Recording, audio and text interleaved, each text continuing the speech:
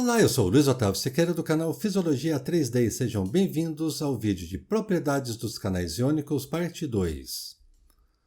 No vídeo passado, nós falamos a respeito da seletividade dos canais iônicos e nesse vídeo trataremos de canais de repouso e canais ativos, assim como a função exclusiva dos canais iônicos.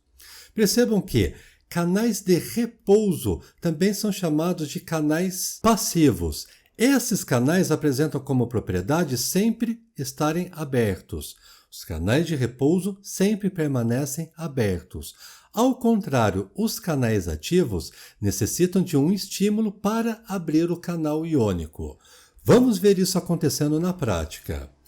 A figura mostra novamente a bicamada fosfolipídica da membrana plasmática de um neurônio e, inserida nessa bicamada fosfolipídica, proteínas integrais, os canais iônicos. Veja o que eu escrevi. Os canais de repouso, ou também chamados de canais passivos, sempre permanecem abertos. Isso independe do estado fisiológico de um neurônio. Ele sempre vai estar aberto. Perceba que a proteína, o canal iônico que eu desenhei à esquerda, ele está aberto e permitindo a passagem dos íons. Obviamente, a passagem dos íons vai obedecer à propriedade de seletividade que nós já estudamos na videoaula anterior. Então, os canais de repouso ou canais passivos são esses canais. Eles sempre permanecem abertos e independente do estágio de funcionalidade de um neurônio. Por outro lado, existem os canais ativos. Esses canais ativos são aqueles que necessitam de um estímulo para a sua abertura. Veremos primeiramente o canal ativo chamado de canal quimiodependente.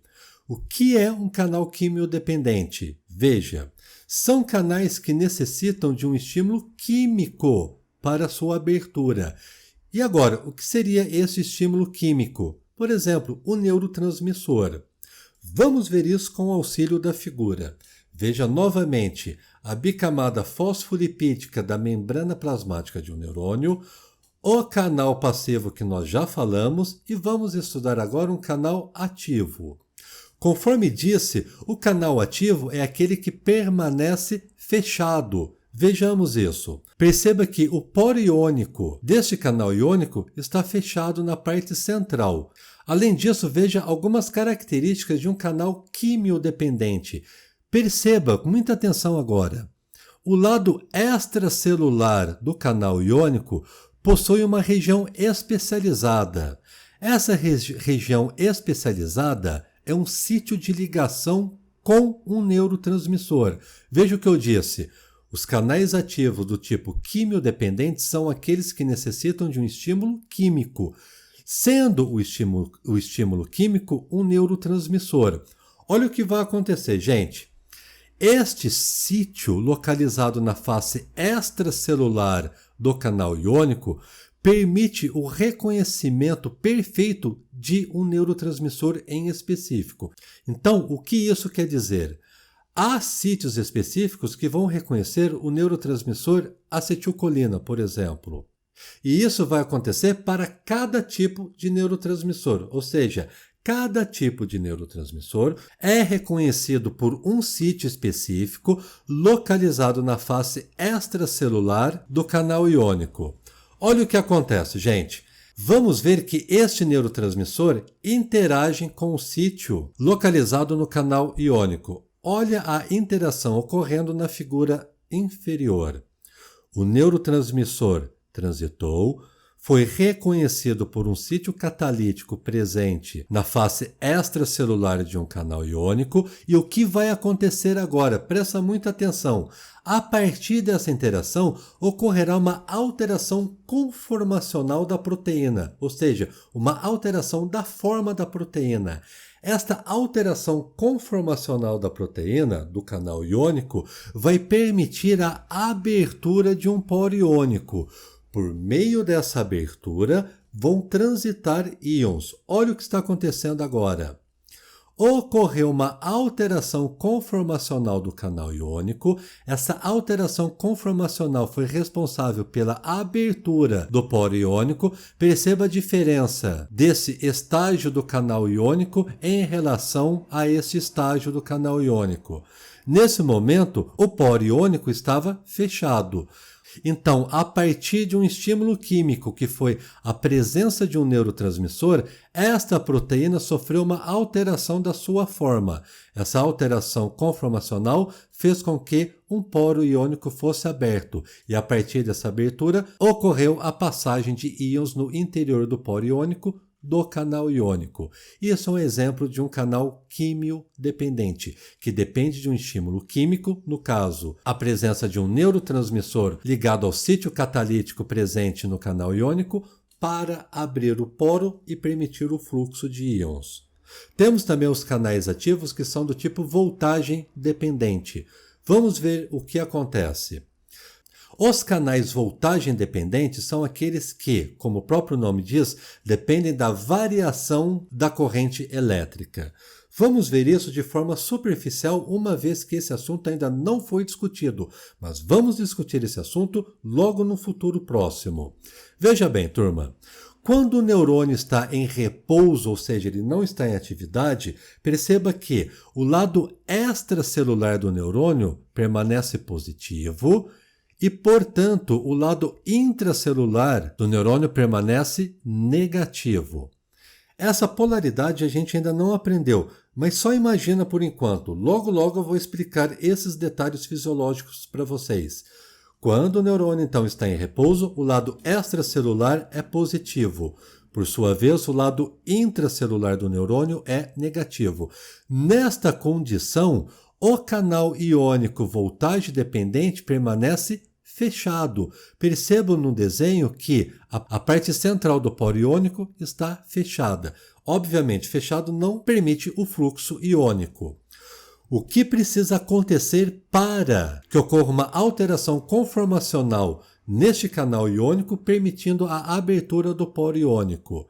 A alteração da polaridade da célula.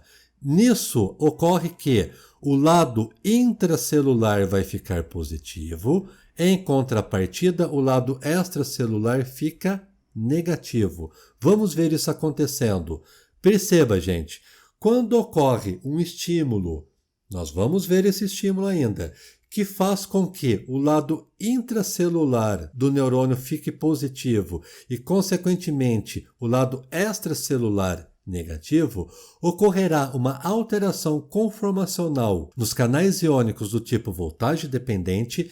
Essa alteração conformacional faz com que um poro iônico seja aberto e, consequentemente, permita o fluxo iônico. É exatamente isso que nós estamos vendo na figura inferior. Perceba que ocorreu uma alteração conformacional de um canal iônico. Veja a diferença desse canal iônico em relação ao canal localizado na figura superior. Olha só, o centro do canal está fechado. Ocorreu uma alteração conformacional baseado na polaridade do neurônio. Nesse sentido, a parte intracelular ficou positiva em relação ao lado extracelular. Isso permitiu a abertura de um poro iônico e, consequentemente, o fluxo de íons através deste canal. Então veja o que eu escrevi. A variação da corrente elétrica entre o lado extracelular e intracelular permite a abertura de canais iônicos. Bom, pode ter ficado um pouquinho confuso, principalmente se você está vendo esse assunto pela primeira vez, mas não é tão difícil assim e nós vamos abordar o assunto da variação da corrente elétrica nas próximas videoaulas. O que vocês precisam saber desse slide é o seguinte: quando o lado extracelular está positivo e, consequentemente, o lado intracelular de um neurônio está negativo, os canais voltagem dependente permanecerão fechados. Por outro lado, quando o lado intracelular de um neurônio fica positivo e o lado extracelular de um neurônio está negativo, ocorrerá uma alteração conformacional do canal iônico voltagem dependente, e isso faz com que ocorra a abertura de um poro iônico e o fluxo de íons através desta proteína. É isso que vocês precisam saber por enquanto. Os detalhes do porquê que ocorre essa variação da corrente elétrica entre o lado extracelular e o lado intracelular, eu vou explicar para vocês mais adiante. Falaremos, por fim, da função exclusiva dos canais iônicos. Veja que nós discutimos que existem canais que são passivos, os canais de repouso que permanecem sempre abertos. Galera, a função exclusiva é exatamente isso. Um canal de repouso sempre vai ser um canal de repouso. Ele sempre vai estar aberto, independente se o neurônio está ou não em atividade. E falamos também que existem os canais ativos. Os canais ativos são aqueles que dependem de um estímulo para funcionar. Nesta videoaula eu mostrei dois estímulos. O estímulo químico, por meio de um neurotransmissor, e o estímulo elétrico, por meio da variação da corrente elétrica. Há outros estímulos que permitem a abertura dos canais iônicos. Eu não vou tratar desses estímulos por enquanto, uma vez que, para nossa necessidade, conhecendo os canais de repouso, os canais ativos quimiodependentes e os canais ativos voltagem dependentes, nós já vamos conseguir entender potencial de membrana e, posteriormente, potencial de ação. Esses outros estímulos nós vamos tratar num futuro ainda mais distante. Mas veja bem, então o que eu estava falando, o canal ativo quimiodependente sempre vai ser um canal ativo quimiodependente, ou seja, sempre vai precisar de um estímulo químico. Da mesma maneira, um canal ativo voltagem dependente sempre vai ser um canal ativo voltagem dependente. Ele sempre vai depender da variação da corrente elétrica para funcionar. Isso é a exclusividade dos canais iônicos. Sempre o canal de repouso vai ser um canal de repouso, sempre um canal ativo quimiodependente vai ser um canal ativo quimiodependente e sempre um canal ativo voltagem dependente vai ser um canal ativo voltagem dependente. Por isso eles são exclusivos. Agora vamos ver a animação a respeito dos canais de repouso e canais ativos. A figura demonstra a bicamada fosfolipídica da membrana plasmática de um neurônio, acima da bicamada fosfolipídio, a região extracelular, preenchida pelo líquido extracelular. Abaixo da membrana plasmática, a região intracelular, que é preenchida pelo líquido intracelular. Além da bicamada fosfolipídica, a figura também representa proteínas integrais, neste caso, canais iônicos distintos. O canal iônico mais à esquerda é um canal de repouso, ou também chamado de canal passivo. O canal de repouso é aquele que sempre permanece aberto, independente do estado funcional de um neurônio, e este canal sempre vai permitir o fluxo iônico.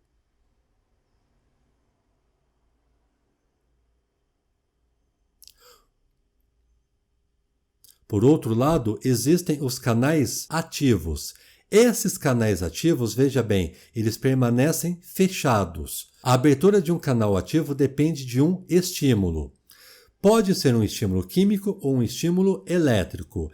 Esta proteína que nós estamos estudando no momento é uma proteína que depende de um estímulo químico. Portanto, é uma proteína quimiodependente. E o estímulo químico é um neurotransmissor. Perceba que na proteína existe uma região especializada, localizada na face extracelular, ou seja, de fora da célula, chamada de sítio catalítico.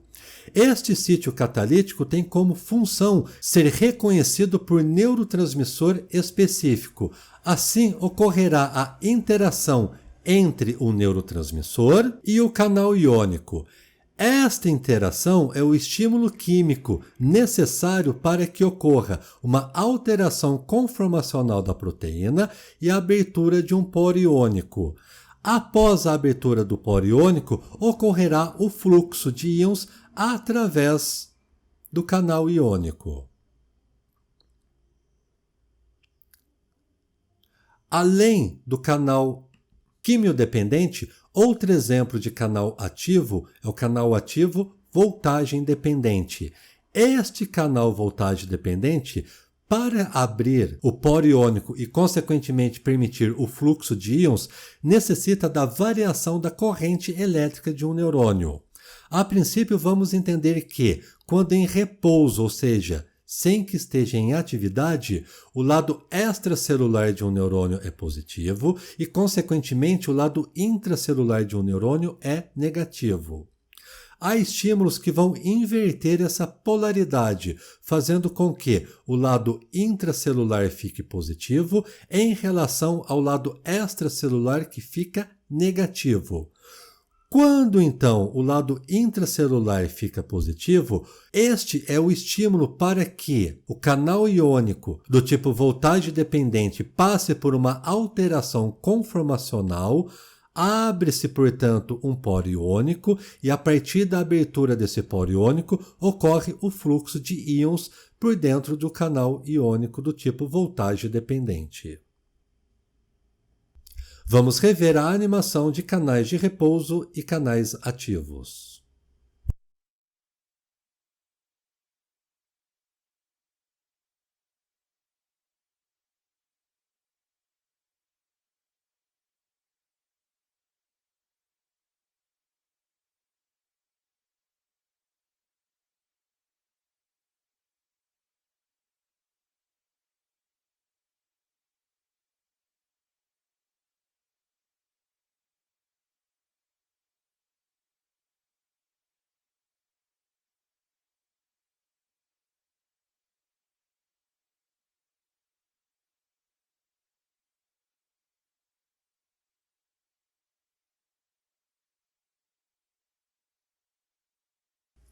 Vejamos agora os principais conceitos que foram discutidos nesta videoaula.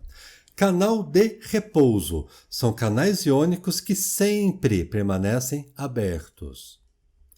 Canal ativo são canais iônicos que necessitam de um estímulo para a abertura de um poro iônico, sendo que o estímulo pode ser um estímulo químico por meio de um neurotransmissor, ou também o estímulo pode ser um estímulo elétrico, por meio da variação da corrente elétrica entre o lado intra- e extracelular do neurônio. Gente, esse foi meu vídeo a respeito das propriedades dos canais iônicos. Espero que vocês tenham gostado e compreendido os conceitos. Muito obrigado por assistir e até o próximo vídeo.